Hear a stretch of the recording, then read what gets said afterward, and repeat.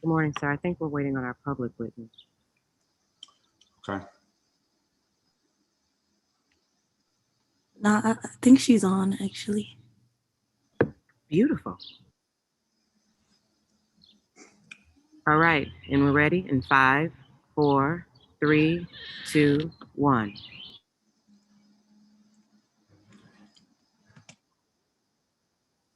Good morning. I'm Kenyon McDuffie, council member for Ward 5 and chair of the council's Committee on Business and Economic Development. Today is Wednesday, June 16th, 2021, and we're convening this public roundtable virtually via Zoom. We're also streaming live on YouTube at kenyonmcduffie.ward5.com/live. The time is 9 o'clock a.m. and I'm calling to order this public roundtable. Today, the committee will consider the following measure. PR 24-247, the National Museum of Women in the Arts Revenue Bonds Project Approval Resolution of 2021. We only have one public witness and one government witness today. It's probably a fairly short hearing. The resolution, the National Museum of Women in the Arts Revenue Bond Project Approval Resolution of 2021 was introduced on May 17th, 2021 by Chairman Mendelson at the request of the mayor and referred to the committee on May 18th, 2021. The proposed resolution would authorize and provide for the issuance, sale, and delivery of District of Columbia revenue and refunding bonds in one or more series in an aggregate principal amount not to exceed $36 million. The bond proceeds would help the National Museum of Women in the Arts finance the cost of renovating and revitalizing its 112-year-old building located at 1250 New York Avenue Northwest, fund equipment and furnishings related to the building's renovation, and fund other expenditures like issuance costs. The National Museum of Women in the Arts was incorporated in November 1981 as a private nonprofit museum. During its first 5 years, the museum operated from the Holiday Residence, which hosted a temporary office and led tours of the collection. The museum advocates for better representation of women artists and serves as a center for thought leadership, community engagement, and social change. With that, we call our public witness and ask that others who are part of the panel please mute their microphones when they are not speaking.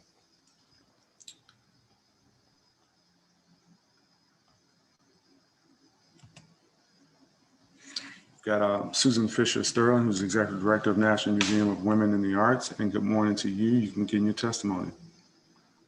You have 3 minutes. Thank you very much, Council Member McDuffie. As you said, I am the Executive Director of the National Museum of Women in the Arts and have the pleasure of having worked at the museum for the past 33 years. With me is our counsel, Sean Glenn of Aaron Fox. And as you said, I'm here today on behalf of the National Museum of Women in the Arts in connection with our request that the District of Columbia approve the issuance of up to $36 million in tax-exempt revenue bonds on behalf of the museum. The museum intends to use these funds for the proceeds of the proposed bonds to finance a portion of the costs of renovating and revitalizing our 112-year-old building in Washington, D.C., located at 1250 New York Avenue. The bond proceeds also will be used to fund the purchase, as you said, of certain equipment and furnishings related to the renovation of the building and to fund certain financeable expenditures like the cost of issuance. Over the last 33 years, since we opened to the public in 1987, after we were incorporated and after the Holiday Home was used as the original space of the museum, we renovated our Masonic Temple into a museum for women in the arts, and the museum has served the Washington, D.C. community and the wider global community by championing women in and through the arts. We are, in fact, the only major museum in the world focused solely on bringing recognition to women's accomplishments throughout history and across nationalities. The museum exhibits, preserves, acquires, and researches art by women past and present, showcasing their contributions across all artistic disciplines. Currently, the museum displays a collection of over 5,900 works of art. That's up from the original donation of 500 33 years ago. And we have artists, over 1,225 artists of diverse backgrounds. We provide a robust slate of arts education and public programming that reaches into all 8 wards. And so through its service to the public, the museum, as you said, seeks to inspire dynamic exchanges about arts and ideas. We provide a safe space for social and cultural discussion, and we advocate for equality for women through excellence in the arts.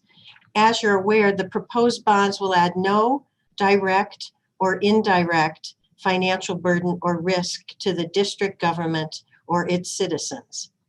Accordingly, we respectfully request that the district approve the issuance of up to $36 million in tax-exempt revenue bonds. Thank you very much for your time and attention and for this meeting today. And thank you for your testimony. Just if you could, I appreciate the testimony, and we'll make sure that your written testimony is added to the record as well. Just talk a little bit about the use of the $36 million in the bonds. I gave a brief description in my opening statement, but I'd love for you to talk a little bit about more about how you're going to use the bonds. Since I live and breathe this project, I'm certainly happy to do that. So the museum is renovating its 112-year-old building for the first time since the museum opened 33 plus years ago. And the entire project is a $66 million capital project. And it's up to $36 million that we are asking for financing through tax-exempt bonds.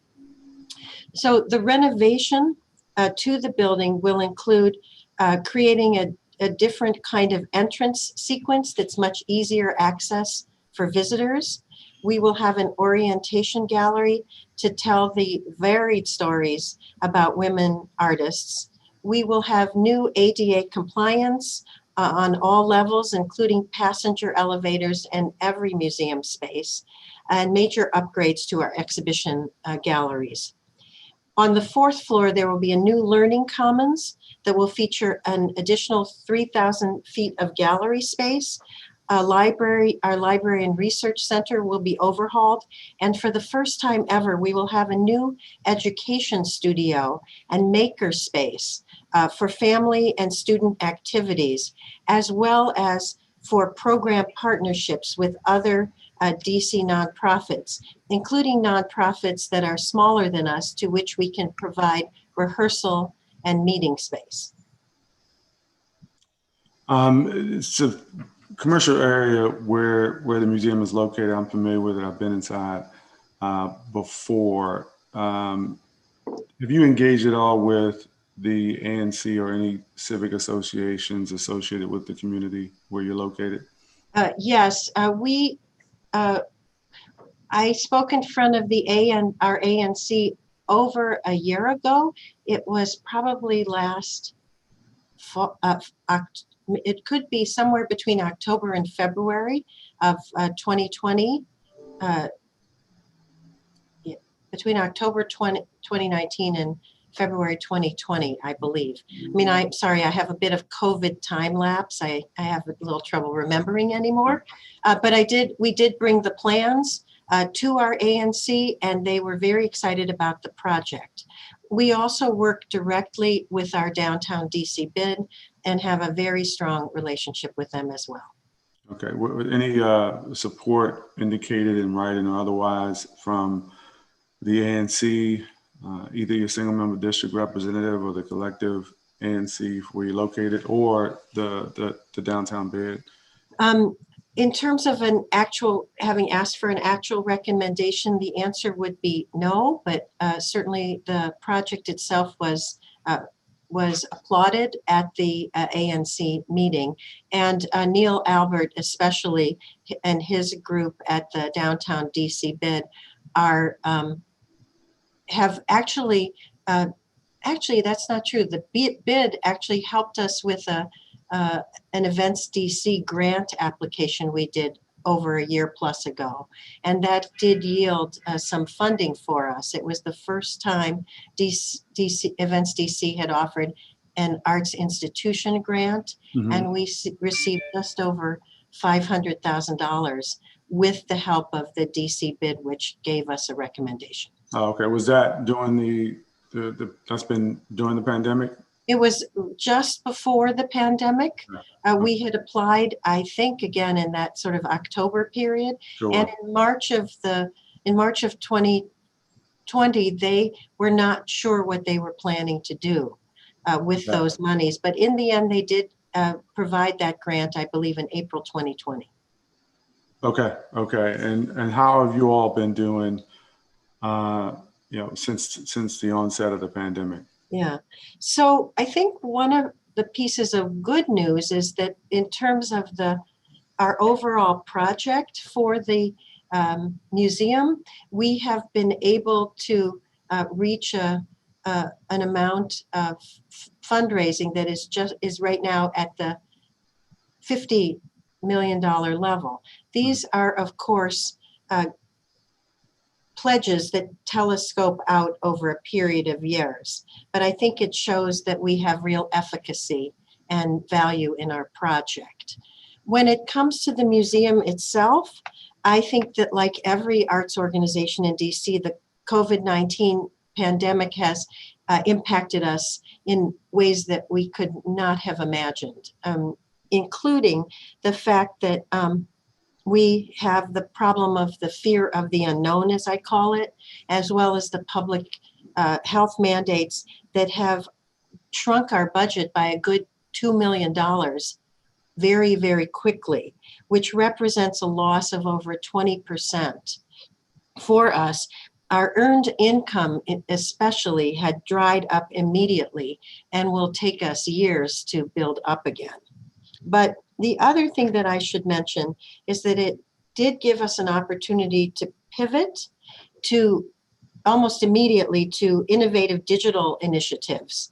And we were able to realize cost savings there of about 1.2 million during the closures that we've had. And we had two major closures mandated through the mayor's office, but also through federal programs like PPP and ERC, we were able to retain our entire full and part-time staff, over 50% of which are DC residents. Okay. Does that help? That does help. I appreciate that.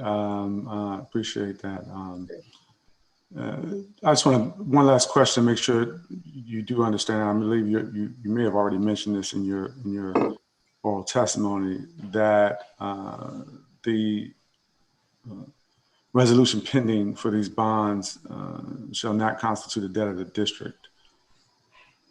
Correct. In fact, we understand the goal, of course, is that the proposed bonds will add no direct or indirect financial burden or risk to the DC government or its citizens.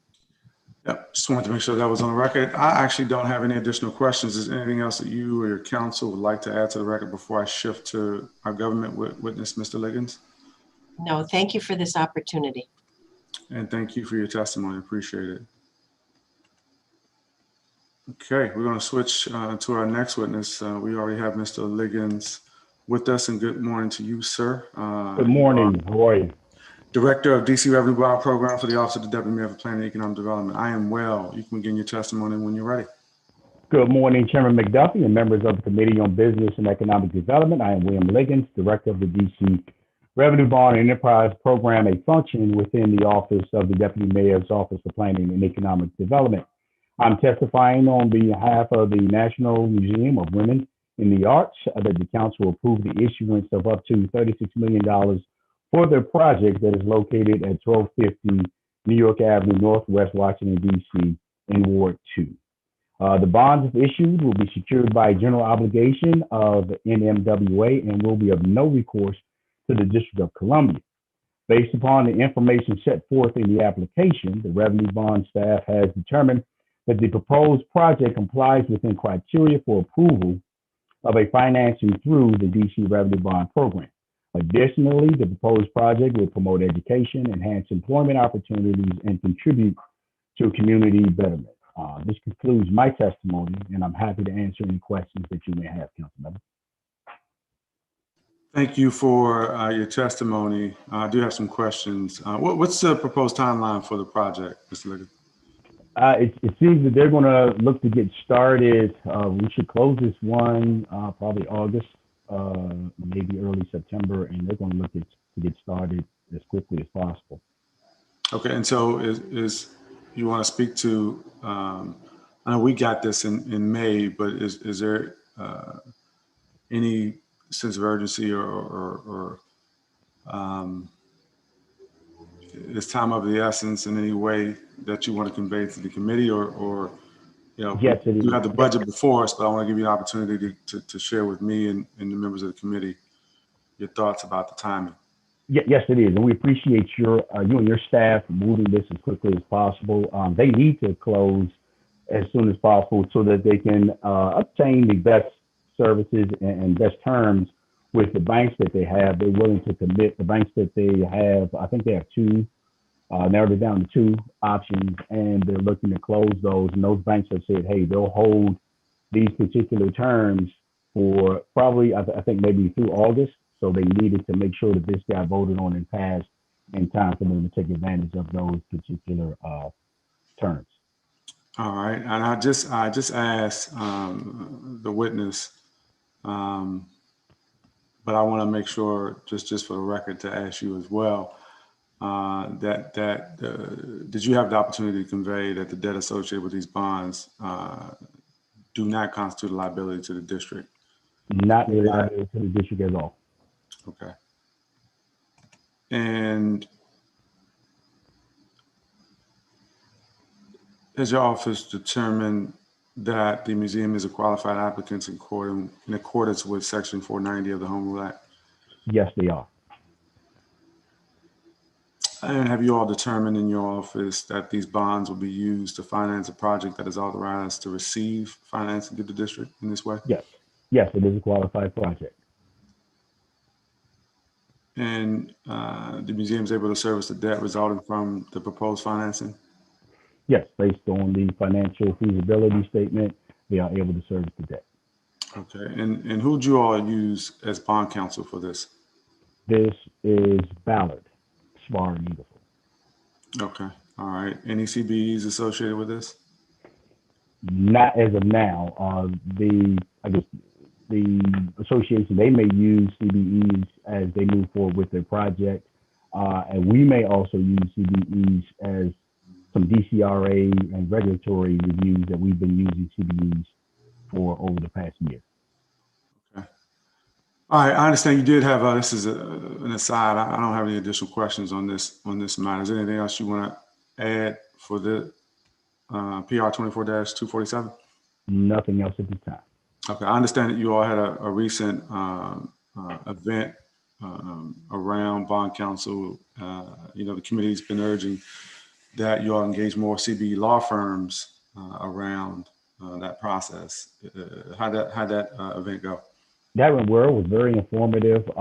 It was Squire Patton Boggs, Alethea Nanku, who actually gave the majority of the presentation, and it was very well received. Okay. We're looking to have another one actually before the end of the fiscal year, and that one will actually be conducted by one of our CBE law firms, Tiber Hudson. Okay, excellent. I appreciate you all giving the committee notice of that event. We did have members of the staff who attended, I understand, and so at some point I'd like to attend myself, so maybe I'll attend the one that Tiber Hudson facilitates. So keep us in the loop. Mm-hmm. Thank you. Sure will. All right. If we have any additional questions or follow-up on this matter, we will let you all know. Is there anything else you'd like to add before we close out this roundtable? Not at all.